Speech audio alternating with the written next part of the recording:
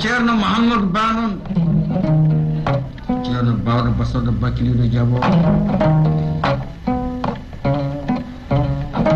kaaliyanke kadinde kandiɗo e kaɗaɗe Allah jiɗɗo Allah ganndo Allah pulɗo Allah haalata so yaani mutar mi salminima no feewi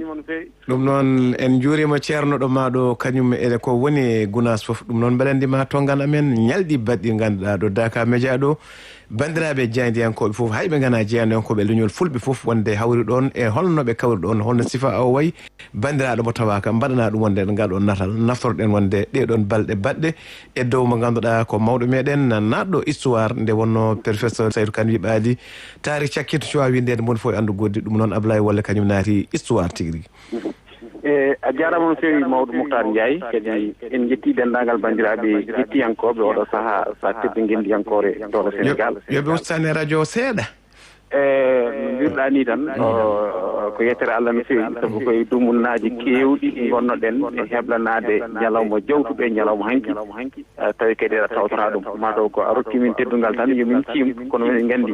ko kalta hen ko walla ko jogorɗa haalde hen ko jogori dadde komin jogori haalde hen ko ardi fof no mbiruɗa ni galle o wiyete ko galle daakaa meja Gounass galle mo ganduɗa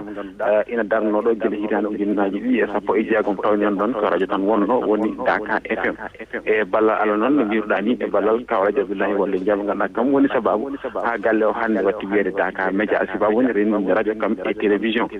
caggal noon de ɗum galle o maha no jiruɗa ni so ɗum jarani commentaire goto men kala ɓuuri hewde meɗen mbiyen jiiri ɗum guitumen en gandi ko fodde ko ɓuurata temedde 3 millions woni ko oɗo galle mahara ɗo waɗa hen matériel timmuɗo complet e banggue foof noon guila e radio o ha e télévision o foof ɗum woni no caggal ñalawmaji ɗi nangga e ñalawma hanki o woni guddirgol radio ngo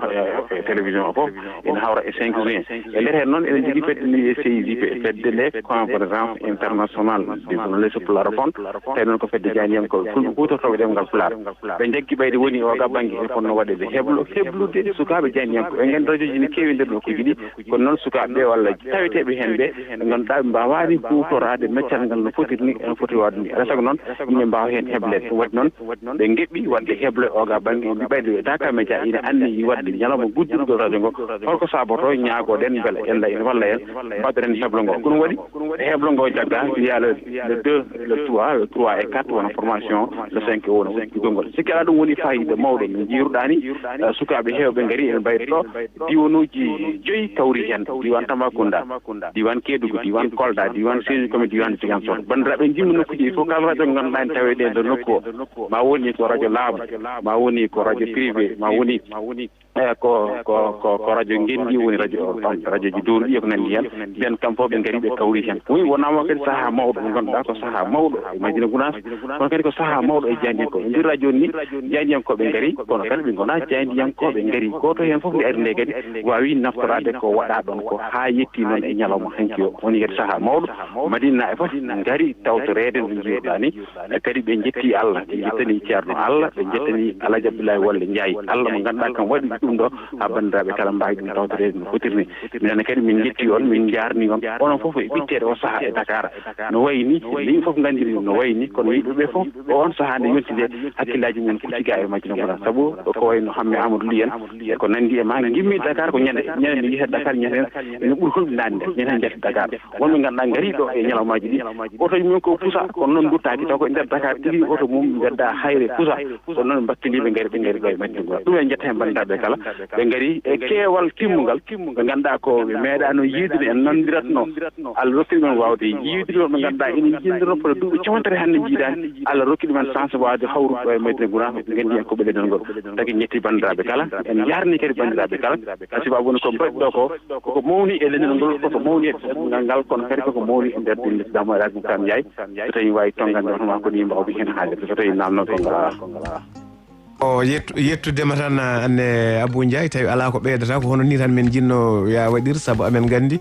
ka sa waɗir wonnoɓe mbi ko jibina e sabbude wonde hani ko diwde Seydi Ndiaye sono yeesude on kam e jaardude on kadi wiide on wona ngol tan ɗum foti wonde wona ni tan kadi ɗum foti wawde e kala sahaa ne foti wawde ɓeydade ɓe kala amin jetta on noon amin jaarno on kono kadi amin duwono on nde Allah tembinto on rokka on pertande e wawde yettinde ko woni ko fandare mum e nder leñol ngo kadi mbiɗa andi ko jinggere mawde mbaɗɗon e arde hawrude ɗi ñalawmaji so jinggere mawde goo jinggandi min mo ganduɗa goto e mum foof wonto ndewdi mum e mum e nder golle jeyande kagal ngal so tawi min noddi ñalawmaji ni jomum sittoro on ɗon ñalawma wawa hawrude hen no futirni ɗum tagi on foof mbiɗa yetta on mbiɗa jarno on kono kadi mi duwono on e banggueji kal seydi Ndiaye ɗum noon Alaji Abou Ndiaye jaame kisal yo wonema en calmini galle o fof mum coko hay goto e mabɓe en jejjitani ɗum noon ko Seydi Ndiaye ɗum noon mbeɗa andi meɗen